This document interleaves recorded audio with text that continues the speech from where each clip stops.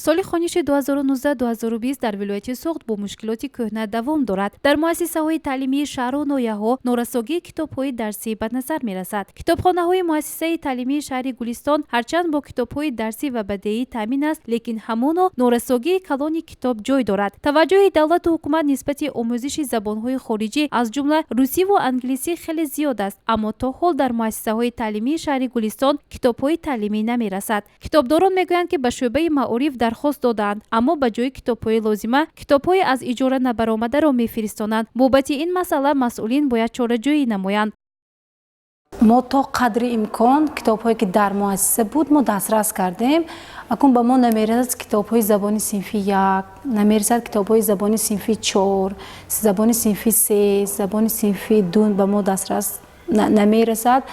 мо боз дархост кардем барои синфҳои болоӣ аз синфи 5 то синфи 10 ҳам барои мо англисӣ забонҳои хориҷии англисӣ намерасад. барои синфҳои 5 умуман англисӣ надорем, тақсимот накарда шуд. барои синфи 6 ҳам нест. 7 ба ҳар як синф 10 15 тақсим карда шуд. айни замон масъулини вазорати маориф ва илми ҷумҳурии тоҷикистон дар ҳамбастагӣ бо раёсат ва шӯъбаҳои маориф китобҳои дарсиро ба муассисаҳои таълимӣ дастрас намуда, ҷиҳати бартараф кардани камбудиҳо корбариро ҷоннок намуданд. бино ба маълумоти масъулини маорифи шаҳри Хуҷанд, таъминоти муассисаҳои таълимии маркази вилоят бо китобҳои дарсӣ идома дорад. агар дар муассисаҳои таълимии маркази вилояти Сугд норасогии китобҳои дарсӣ ба назар расад, пас дар минтақаҳои дурдаст дар ин самт корбарӣ чӣ гуна ба роҳ монда шуда бошад? барои оғози соли хониши 2019-2020 мо баҳри таъмини хонандагон бо китобҳои дарсӣ як қатор корҳоро ба анҷом расондем. ин ҳам бошад аз моҳи май то инҷониб 25 номгӯи китобҳои дарсӣ бо теъдоди зиёда аз 75 000 адад китобҳои дарсӣ ворид гардиданд, ки онҳо сари вақт ба муассисаҳои таълимӣ дастрас гардонида шуданд. тақсимоти китобҳои дарсӣ тариқи расмӣ бо борхат ба муассисаҳои таълимӣ дастрас карда мешаванд.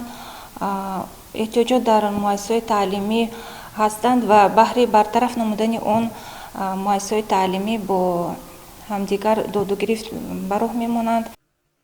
ба хонандагони муассисаҳои таълимӣ китобҳои солҳои қаблӣ истифодашударо ба иҷора медиҳанд. барои истифодаи он барои як соли хониш тақрибан 5 сомонӣ пардохт мекунанд, аммо барои китобҳои фарсудашуда маблағи пурраи онро бояд пардохт кард. барои синфҳои болои норасогии китобҳои дарсӣ бештар эҳсос мекардад ва хонандагонро мебояд ки онро харидорӣ намоянд. ин китобҳои дарсӣ 30-35 сомониро ташкил медиҳад. китобҳои дарсии истифодашуда нархи арзонтар дорад. хароҷотҳои умумӣ барои китобҳои дарсӣ тақрибан аз 40 то 500 сомониро ташкил медиҳад, ки оилаҳои серфарзанд ин имкониятро надорад. дар деҳаҳои дурдаст ин ҳолат дар кадом сатҳ қарор дорад? муассисаи таҳсилоти миёнаи умумӣ рақами 5 яке аз муассисаҳои калонтарини ҷамоати деҳоти ғӯлакандози ноҳияи ҷаббор расулов маҳсуб меёбад. дар соли хониши 2019-2020 теъдоди толибилмон ба 1602 нафар расид. барои синфхона ҷои нишаст намерасад. дар як мизи хониш то 3 хонанда таҳсил дорад. китобҳои дарсии ин муассиса ба 10514 адад мерасад, ки аз он 1354 ададашро китобҳои бадеи ташкил медиҳад. омӯзиши забонҳои англисӣ аз синфи 3 то синфи 11 ва дар баъзе мактабҳои хусусӣ аз синфи 1 ба роҳ монда шудааст. мафтуна муллобоева омӯзгори забони англисии муассисаи таҳсилоти миёнаи умумӣ рақами 5 мебошад. ба гуфти номбурда китобҳои дарсии забони англисӣ кам буда, барои як синфхона аз 5 то 10 адад китоб рост меояд.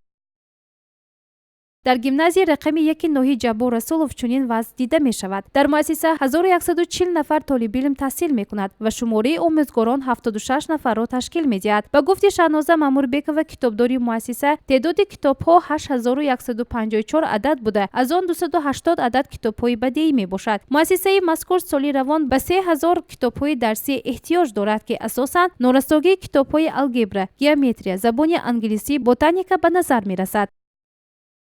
дар муассисаи таҳсилоти миёнаи умумӣ рақами 16 низ норасогии китобҳои дарсӣ ба назар мерасад. шумораи умумии китобҳо 15846 ададро ташкил додааст. аз он зиёда аз 3000 китобҳои бадеӣ мебошад. китобҳои дарсии забони англисӣ барои синфҳои аз 4 то 11, алгебра барои синфҳои 10 ва 11, геометрия, тарихи умумӣ барои синфҳои 8 ва 9 кам мебошад. теъдоди хонандагони муассиса 1235 нафарро ташкил медиҳад.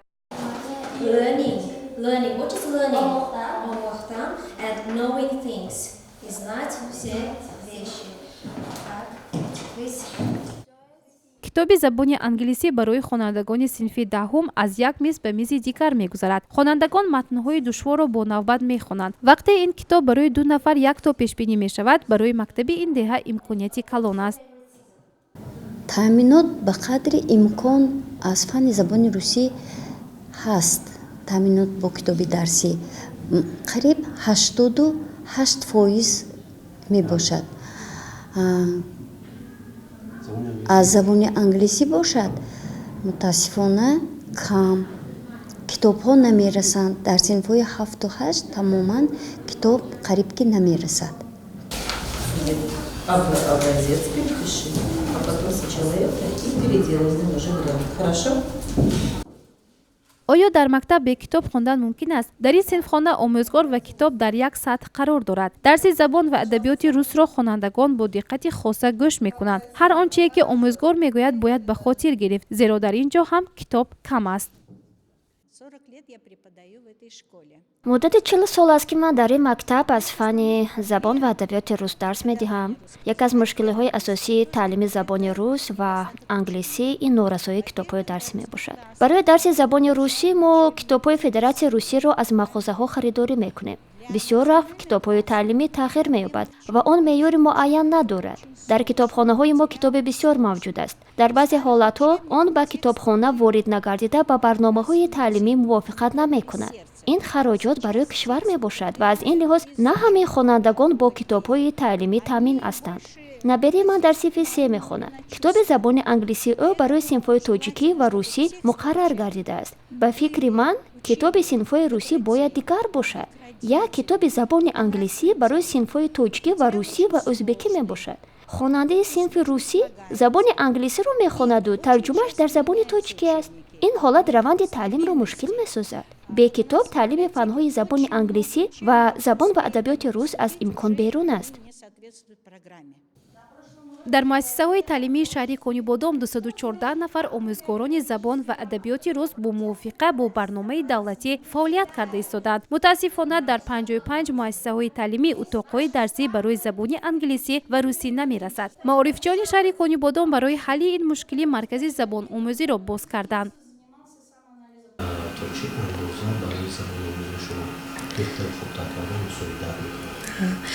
таъминот бо китобҳои дарсии забони англисӣ гуфтан мумкин аст ки то 30-40% таъмин шудагӣ ҳастанд халос. ин намуди китобҳо камчин ҳастанд. хонандагон хайр аз маводҳои иловагӣ истифода мебаранд. омӯзгорон аз интернетҳо, аз ҳамин дигар манбаъҳо мавод ҷамъ карда ҳаракат мекунанд ки ҳамин дониши бачаҳоро пеш баранд, ба талаботи замон баробар намоянд. дар ин самт умуман шӯъбаи маорифи шаҳри конибодом чӣ гуна тадбирҳои андешида роҳандозӣ карда истодааст ки хонандаҳо аз ҳамин забономӯзӣ дур нашаванд?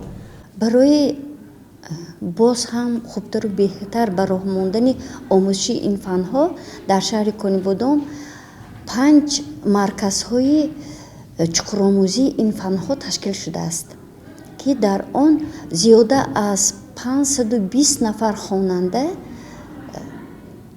идомаи таҳсил дорад, дарсҳои иловагӣ мегирад. инҳо имран, само,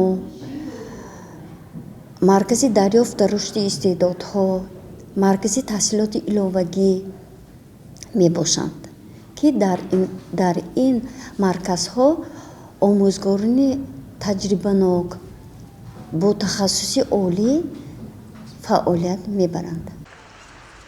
мадина ҳоҷибоева барои қафо намондан аз барномаҳои дарсӣ ва иҷрои вазифаҳои хонагӣ рӯзе ки дарси забони англисӣ дорад барвақттар меояд, зеро ӯ китоби дарсӣ надорад ва зарур аст ки китобро аз ҳамсинфонаш гирифта ба дарс омода шавад. ҳоҷибобоева Мадина, хонандаи синфи 7. ман аз он сабаб ки китоби забони англисӣ надорам, ҳар рӯз барвақта аз дарс омада бо ҳамроҳи дугонаам дарси забони англисиамро اجرا میکنم. آن درسایی که فورا اجرا کرده می شود من باید اجرا کنم. پدر و مادری من نمیخواهند که من کتاب رو نسخه برداری کنم. معلمای من هم نمیخواهند که اجازت نمیتیند که من نسخه برداری کنم. از سبب همین به ما کتاب زبان انگلیسی نمیرسد. در مغازه ها هم نیز من گفتم زبان انگلیسی کتاب رو نیافتم. من زبان انگلیسی را دوست می‌دارم. می‌خواهم که آزادانه سخن کنم و کوشش می‌کنم که درس‌های زبان انگلیسی هم را در وقتش تیار کنم.